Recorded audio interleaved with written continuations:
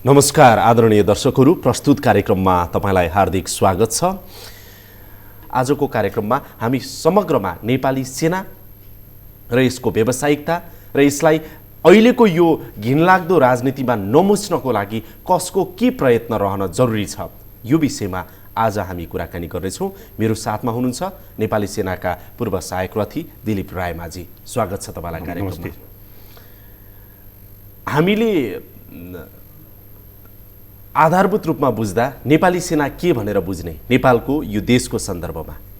यो राष्ट्रको एउटा संयन्त्र हो, यो स्टेट विथिन अ स्टेट हो र यो पार्टीहरूभन्दा माथि छ।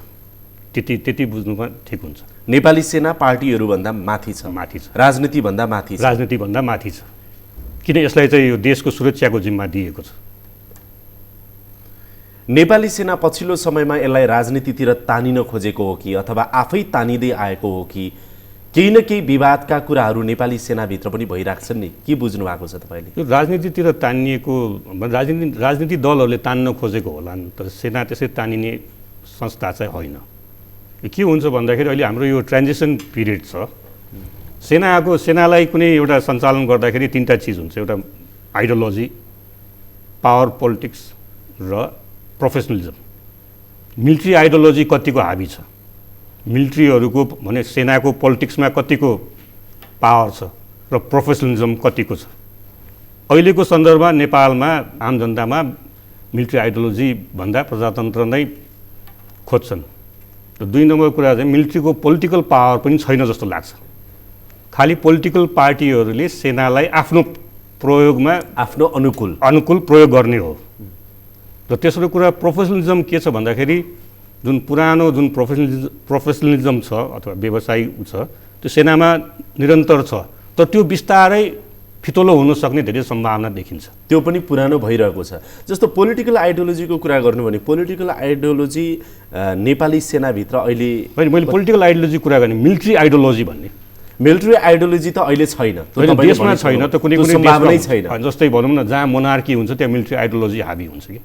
जस्तै बेलायतमा military ideology pro military ideology थियो कि आम जनतामा, बेलायत जस्तो देशमा, कि मोनार्कियल सिस्टम थियो पहिला भनौँ, सेकेन्ड वर्ल्ड वार पछि इत्यादि पनि। त नेपालमा अहिले के छ भन्दाखेरि मिलिट्री आइडियोलोजी हावी छैन, अनि मान्छेहरू सैनिक सिद्धान्तलाई रुचाउँदैनन्। पूर्ण हिसाबले सेनाको पोलिटिकल पावर हुन्छ। सेनाको पोलिटिकल पावर कहिले हुन्छ भन्दाखेरि जब सुरक्षा व्यवस्था खलल हुँदै जान्छ र सेना हावी हुँदै जान्छ, त्यसमा सेनाको पोलिटिकल पावर पनि अटोमेटिक बढ्दै जान्छ। तपाईँले हेर्नुहोस्, दोस्रो विश्वयुद्धमा अमेरिका जस्तो प्रजातान्त्रिक देशमा पनि सेनाको पोलिटिकल पावर बढ्दै गएको थियो कि, किनभने सेना प्रयोग भइरहेको थियो। जुन देशमा निरन्तर रूपमा सेना प्रयोग हुन्छ नि, त्यो देशमा सेनाको राजनीतिक शक्ति बढ्दै जान्छ। जस्तो अहिले नेपालमा सङ्क्रमणकाल छ होइन त? छ। अस्थिरता पनि छ। अदृश्य रूपमा पोलिटिकल पावर नेपाली सेनामा छ कि छैन? छैन। नेपाली सेनामा पोलिटिकल पावर हुनै सक्दैन। पोलिटिकल पावर भनेको के हो, तपाईँले बुझ्नुभएको के छ? पोलिटिकल पावर भने अब जसले चाहिँ देश सञ्चालन गर्न सक्छ, त्यही हो पोलिटिकल पावर। देशमा शासक प्रणाली जसले सञ्चालन गर्छ, that is the political power. जस्तो अहिले पनि नेपालका पोलिटिकल पार्टीहरू हुँदा अहिले त माओवादी पनि यी सबै सेनालाई रिजाउनै लागेको जस्तो त फिल हुँदैन तपाईँलाई? आफ्नो आफ्नो फाइदाको लागि त्यो गर्न खोजेको होलान्। त त्यसरी चाहिँ जुन अहिले चाहिँ सहमति प्रणालीमा जाने भनेका छन्, कुनै एउटा राजनीतिक दलले प्रयोग गर्दैमा सेना प्रयोगमा आउला जस्तो लाग्दैन। नेपाली सेना नेपाल सरकारको एउटा टुल्स हो होइन त? टुल हो र एउटा राज्यको एउटा गहना हो भनौँ न, गहना हो।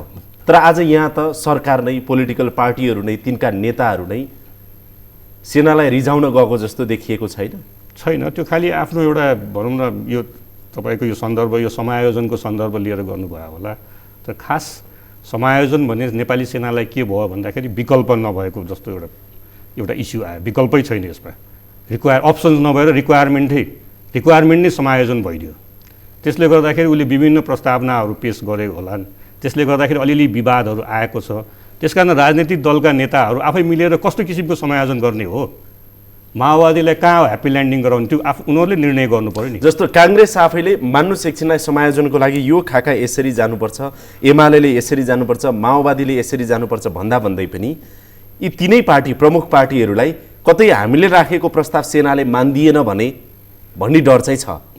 त्यो छैन होला, किनभने सहमति प्रणालीमा सहमति हुने बित्तिकै मेजर राजनीतिक दल र बानेश्वरले त्यसलाई सहमति गर्ने बित्तिकै त लेजिस्लेटिभले सहमति गर्ने बित्तिकै त सेनाले नमान्ने कुरै आउँदैन। पछिल्लो समय एकीकृत नेकपा माओवादी सेनाप्रति नरम अनि सेनाको समर्थन अलि बढी गरिरहेको देखिन्छ, यसको कारण के? खै यो चाहिँ भन्न सकिने, मलाई त्यस्तो भान त परेको छैन। अब भनौँ न, अब अहिले माओवादीले आफ्नो लडाकु दस्तालाई जसरी हुन्छ नेपाली सेनामा समायोजन गर्नुपर्ने उनीहरूलाई एउटा एक किसिमको बाध्यता छ अथवा उनीहरूको रणनीति हो। त्यसले गर्दाखेरि सेनाको नेतृत्व पङ्क्तिसँग उसले अहिले कन्फ्लिक्टमा जान चाहन्न, किन आफूलाई सुहाउँदो इन्टिग्रेसन समायोजन गर्न पायो भने उसलाई फाइदै हुन्छ। त्यही बाटोमा सेना त गइरहेको छैन, त्यो सेना जाँदैन। त्यसकारण त यो सहमति प्रणालीमा जाने भनिएको छ नि। जस्तै कङ्ग्रेस, एमाले, माओवादी, अरू पार्टीहरू र बानेश्वरमा जुन लेजिस्लेटिभ छ व्यवस्था, जुन सभासदहरू छन्, उहाँहरूले निर्णय गर्नु पर्यो नि त कस्तो किसिमको समायोजन गर्ने हो। माओवादी र सेना बीचको सम्बन्ध चिसिएको विगतको अवस्थामा एकाएक कसरी सुधार आयो भनेर सर्वसाधारणले एक खालको उत्सुकता देखायो भने त्यो उत्सुकता तपाईँमा चाहिँ छ कि छैन? खै अब त्यो उत्सुकता भन्ने के, यो टाइमको फ्याक्टर हो कि टाइमले चाहिँ पुराना रिसहरू यताउता हिल गर्दै लग्यो।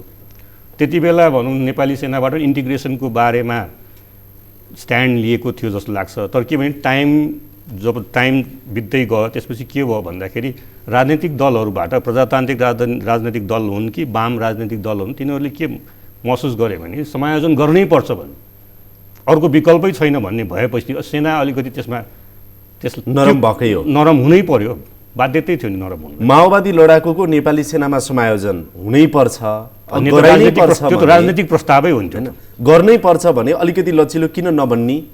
त्यो त आफूलाई अब सुहाउँदो भनौँ न, आफ्नो संरचनालाई जसरी फाइदा हुन्छ त्यो नेपाली सेनाले पनि आफ्नो संस्थाको फाइदालाई हेर्छ नि। त्यसले गर्दा उसले एउटा छुट्टै निर्देशनालयको प्रस्तावना गर्यो। पछिल्लो समयमा एउटा चर्चा आयो, सातमुदे सहमतिभन्दा बाहिर गएर नेपाली सेनाका प्रधान सेनापति छत्रमान सिंह गुरुङले सरकारलाई माओवादी सुहाउँदो, माओवादीले भने जस्तो अलिकति अनुकूल हुने हिसाबको प्रस्ताव, अनौपचारिक प्रस्ताव लिएर गए, जसको कारणले यो पछिल्लो विवाद अहिले आइरहेको छ। यो हो तपाईँलाई लाग्छ त्यस्तो? त्यो त मुलुकको प्रधानमन्त्री माओवादी छन् अहिले, प्रधान सेनापति एउटा एक्जिक्युटिभ हेड हो सेनाको, उहाँ र प्रधानमन्त्रीसँग अनि कुराकानी हुनु, मिटिङ हुनु त एउटा नर्मल कुरा हो होइन? कुरा हुनु ठिकै हो, तर प्रस्ताव नै त्यसरी अलिकति नरम खालको माओवादी अनुकूलको प्रस्ताव गयो भन्ने चर्चा जुन आयो नि, प्रस्ताव जाँदैमा भनौँ त्यस्तो गएको छ कि छैन, किन गएको छैन होला, किन सेनाले खण्डन गरिसकेको छ। तर प्रस्ताव गए तापनि त्यसले के बिगार्छ र? त्यो प्रस्ताव न हो, त्यो फाइनल डकुमेन्ट त होइन नि। तर जहाँसम्म सेनाले भनिसक्यो त्यो हामीले त्यस्तो प्रस्ताव गरेका छैनौँ, र सेनाभित्र मेरा भनौँ साथीभाइहरूसँग कुरा गर्दाखेरि पनि त्यस्तो प्रस्ताव कुनै हाल। तर यो नेपाली सेनाले टेस्ट गरेको पनि त हुनसक्छ नि, छत्रमान सिंह गुरुङले यो दिएर हेरौँ, त्यस्तो टेस्ट गर्ने यताउता त्यस्तो चाहिँ छैन होला, त्यस्तो संस्कृति छैन सेनामा।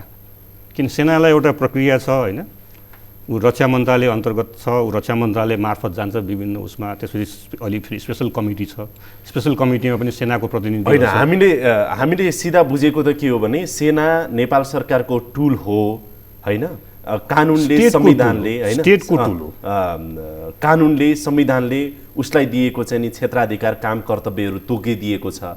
तर त्योभन्दा पनि नेपालको यो सङ्क्रमणको अहिलेको समयमा नेपाली सेना शक्तिको केन्द्र जस्तो देखिएको त महसुस हुँदैन तपाईँ? शक्तिको केन्द्र छैन जस्तो लाग्छ, किन नेपाली सेनालाई के शक्तिको केन्द्र भन्ने अहिले।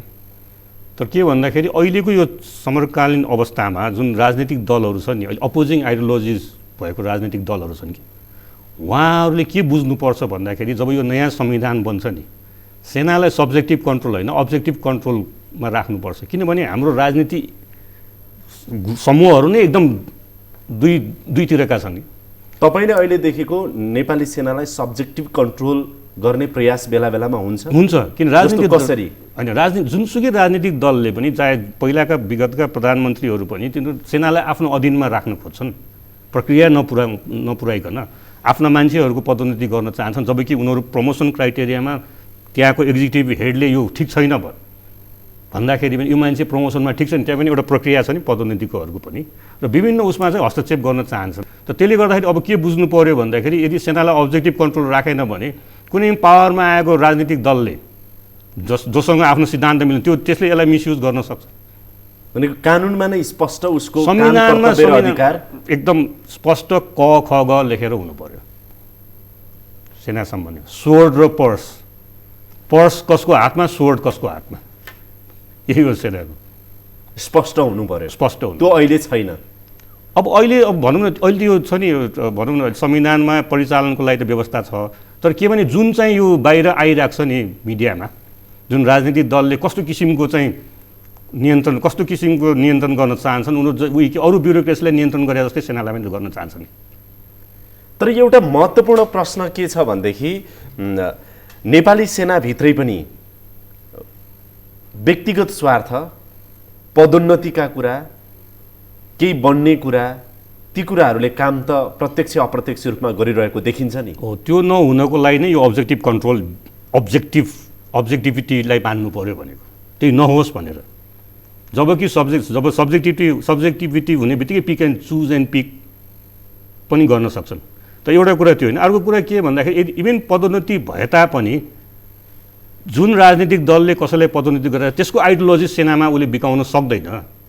सायद सुरक्षा नीति अथवा अन्य सेना सम्बन्धी नीतिमा त्यस्ता नेतृत्वले ती राजनीतिक दललाई समर्थन गर्लान् गोप्य रूपमा, अथवा उसको प्रस्तावनामा समर्थन गर्लान्, तर त्यो पोलिटिकल आइडियोलोजीले नै त्यो सेनाभित्र हावी गराउने चाहिँ त्यस्तो चाहिँ हुनै सक्दैन।